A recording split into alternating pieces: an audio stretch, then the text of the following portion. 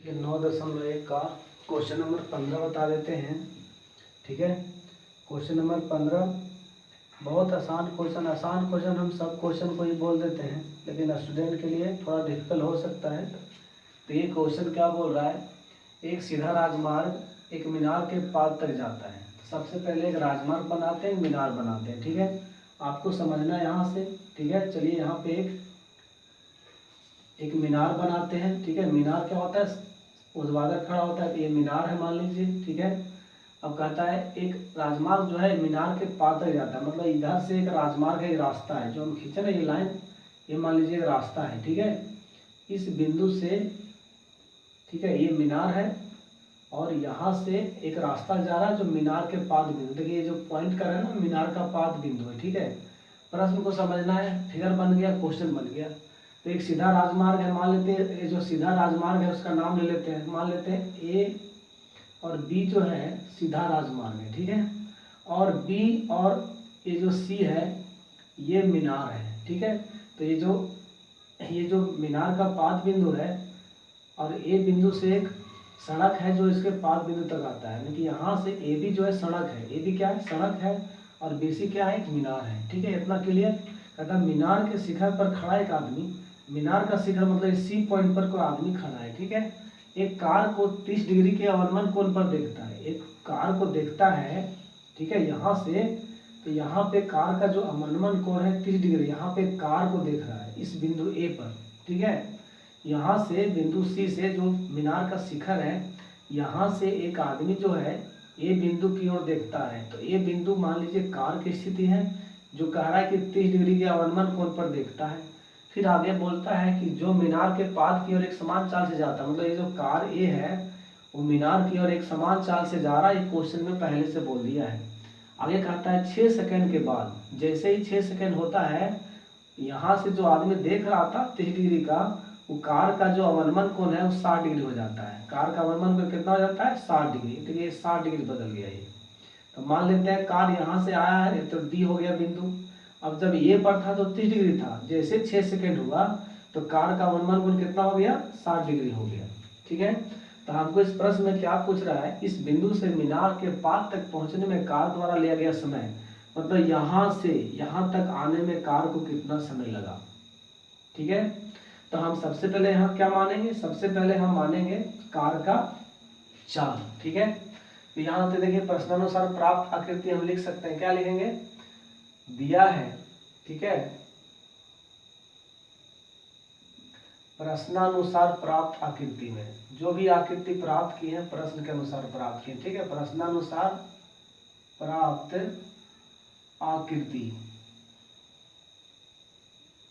में, ठीक है, बीसी जो है वो मीनार की ऊंचाई है, बीसी मीनार है, हमको ऊंचाई से कोई मतलब नहीं है इसमें। ठीक है, बीसी क्या है, मीनार है, मीनार की ऊंचाई भी लिख सकते हैं। ठीक है, और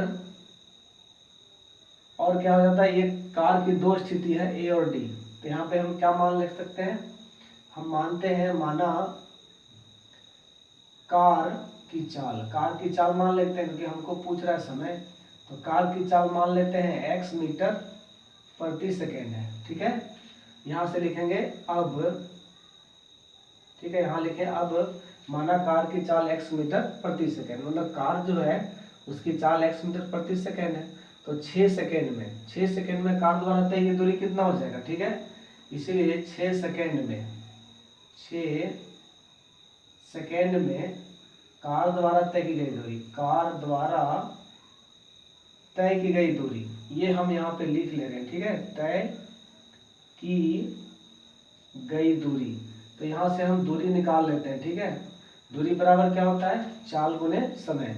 ठीक है, तो 6 सेकंड में तय की गई दूरी क्या हो जाएगा, चाल गुने समय, चाल गुने क्या हो जाएगा, समय। ठीक है, तो चाल मान लिए कितना x, तो यहाँ पे x लिखेंगे, समय कितना लिया था 6 सेकेंड, तो कितना हो जाएगा इसका दूरी 6x, तो यहाँ क्या हो जाएगा 6x हो जाएगा। ठीक है, ये 6x हो गया इसका दूरी यहाँ से यहाँ आने में। ठीक है, अब मानते हैं d से यहाँ तक आने में जो समय लगा है t लगा है, और चाल कितना है चाल है x। देखिए यहाँ पे आप बना लीजिएगा तो यहाँ आसान हो जाएगा। तो यहाँ से यहाँ तक का दूरी कितना हो जाएगा इसका 6 हो जाएगा आपका xt हो जाएगा। कितना हो जाएगा xt, चाल है x और दूरी कितना हो जाएगा x गुने t। मान लेते हैं कि d से b तक आने में t सेकेंड का समय लगा है, ठीक है। और ये अब नहीं मानेंगे, यहाँ पे जो फिगर वो मान ले वही रहने दीजिए, ठीक है। तो हम क्या यूज करेंगे, सबसे पहले हम ये यूज करेंगे, ठीक है, समकोण त्रिभुज ABD में। तो यहाँ लिखेंगे अब त्रिभुज ए नहीं है C है ना, ऊपर C माने हम, तो लिखेंगे CBD में, ठीक है। हम CBD में क्या निकालना है हमको, ये निकालना है लंब और आधार। तो tan 60 डिग्री ले लेते हैं, ठीक है। tan 60 डिग्री बराबर लंब बटा आधार। तो लंब मेरा यहाँ पे क्या है, लंब है आपका BC, तो यहाँ लिख दीजिए BC, और आधार क्या है BD। तो आधार कितना हो गया BD हो गया, इसको आप लिख दीजिए B और D, ठीक है। तो BD का वैल्यू लिखा हुआ है यहाँ पे, tan 60 डिग्री का वैल्यू कितना हो जाएगा √3 बराबर हो जाएगा BC बटा हो जाएगा XT, यहाँ पे लिख दीजिए XT, ठीक है। तो BC का वैल्यू कितना हो जाएगा, BC बराबर हो जाएगा क्रॉस मल्टीप्लाई हो जाएगा √3 XT। इसको समीकरण 1 मान लेते हैं, ठीक है। अब हम आते हैं नेक्स्ट में, अब त्रिभुज हम निकालेंगे CBA में। त्रिभुज CBA में देखिए आप कोई भी त्रिभुज मान के बना सकते हैं, यहाँ पे हम C माने BD माने, अब जैसे मानिएगा वैसे बना सकते हैं। CBA में, ठीक है, tan 30 डिग्री ले देंगे, ठीक है। tan 30 डिग्री बराबर क्या होता है लंब बटा आधार। तो लंब मेरा क्या है BC, आधार हो जाएगा अब तुम्हारा पूरा ये लंबा पूरा B और A, ठीक है। तो tan 60 डिग्री का वैल्यू होता है 1 बटा √3, और BC कितना हो जाएगा BC तो BC रहेगा, ठीक है। और नीचे BA बराबर क्या हो जाएगा, BA मतलब XT हो जाएगा, प्लस में क्या हो जाएगा आपका 6x हो जाएगा, ठीक है। अब इसको जब क्रॉस मल्टीप्लाई करेंगे तो क्या हो जाएगा XT प्लस हो जाएगा CX बराबर हो जाएगा BC √3, ठीक है। अब हम क्या करेंगे, समीकरण 2 आ गया, ठीक है। समीकरण 2 में समीकरण 1 से BC का मान रख देंगे, ठीक है। तो प्रश्न हल हो जाएगा, ठीक है। देखते हैं स्पेस है कि नहीं, स्पेस यहाँ पे बचा हुआ है। अब क्या करेंगे, यहाँ लिखेंगे अब समीकरण 1 से समीकरण 2 में, ठीक है। समीकरण 1 से समीकरण 2 में BC का मान रखने पर, BC का मान रखने पर, तो BC का मान रख देंगे अब, ठीक है। तो BC का मान रखेंगे तो सबसे पहले समीकरण 2 लिख लेते हैं। तो समीकरण 2 है XT प्लस 6x, अब BC का वैल्यू क्या है √3 XT, तो यहाँ लिख देंगे √3 XT गुने हो जाएगा √3। अब देखिए √3 गुना होकर क्या हो जाएगा, तो यहाँ पर हो जाएगा आपका XT प्लस 6x बराबर हो जाएगा 3XT, ठीक है। अब 3XT में XT घटेगा उधर जाके, ठीक है। हम बार बार स्पेस देख रहे हैं, अभी बहुत स्पेस है, हो जाएगा। अगर XT को उधर ले जाइए तो क्या बचेगा, यहाँ पे 6x बराबर हो जाएगा 3XT माइनस XT। तो यहाँ पे क्या बचेगा 6x बराबर हो जाएगा 2XT।